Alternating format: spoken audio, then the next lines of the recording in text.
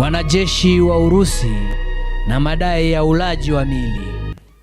Vita vinapokuwa virefu, wanajeshi hukabiliana na mazingira magumu sana. Ukosefu wa chakula, maji, dawa na mawasiliano.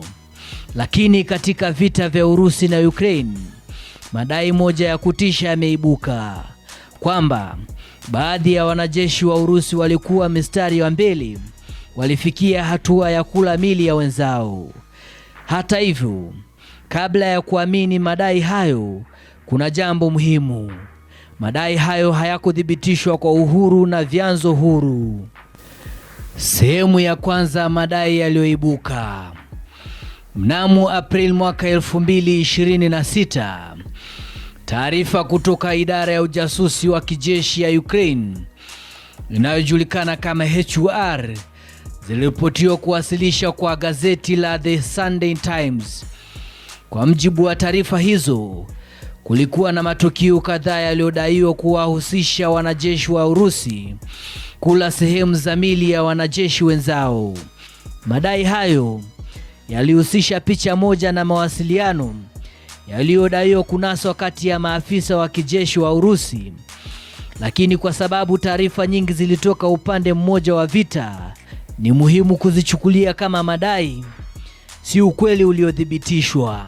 Unajua, kwa kila mahali watu wakikutana kikazi, ama tuseme yani watu wakikutana tu, kuna kuanga na zile cases ndogo ndogo zinatokeaga kwa kila mahali.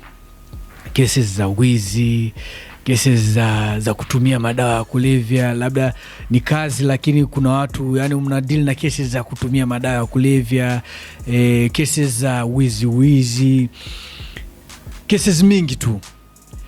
Lakini ikifika mahali na hata ukwe miaka mingapi, popote unapoenda mkutane tu watu zaidi ya 100, watu zaidi ya 1000 ni na nini, kuna kuanga na cases ndogo ndogo zenye zinatokeaga hapo, ambapo zinakuaga zinasuluhishwa. Lakini hii kesi ya mtu kula mwenzake ni kesi kubwa sana, na uwezi jua ni nini kina cause mwanajeshi anakula mwenzake. Ni kitu scary sana, manake usiku utakuwa unaishi na uoga, kwa sababu uko kwa nchi unapigana na nchi nyingine na maadui. Sasa hujui utapigana na adui ama utazuia nini zako, mafriendly wako wasikukule. Yani unajua hiyo ni kitu scary, na ujui the cause. Unajua inaweza kuwa ni mental issues na cause hiyo design, ama ukachakule ikichelewa. Unajua katika zile vita zinavyoendelea, enemies wanaweza kuwa wamekata ile connection ya chakula inayokuja Ukraine, inayoingia kwenye kuwasaidia wanajeshi wa Russia. So wakikata hiyo connection ya chakula, unajua kuna kuaga na ile watu wako na njaa sana, wanaibiana chakula, wanauana ndo wakule chakula. Unajua kuna kuaga na friendly fire katika hiyo situation. Kuna kuanga na friendly fire in a way that msee anaua mwenzake ili akule, maana kwa sababu ile njaa imewakumba ile area.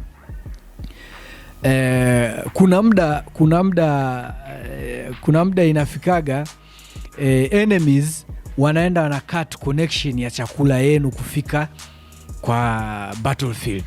Sasa in that situation kuna kuanga na baa la njaa na wakumba. So wajamaa, hata kuna story ilitokea kwamba hapo Russia, kwamba jamaa alienda akaua mkubwa wake anamcommand na anamwambia kwamba hana chakula, ameishiwa na chakula.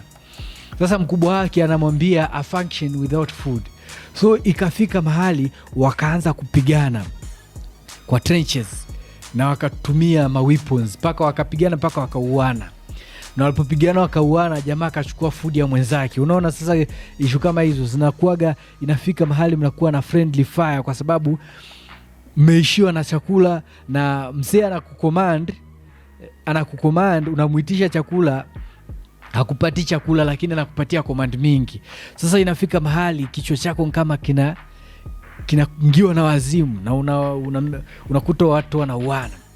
Sasa kufikia mahali mzee anakula mwenzake, niyo hiyo njaa inaingia kwenye ile kambi yenu, na njaa ikiingia pale ina force mwanze jamaa aingiwe na ushetani wa kukula, ambapo ni scary.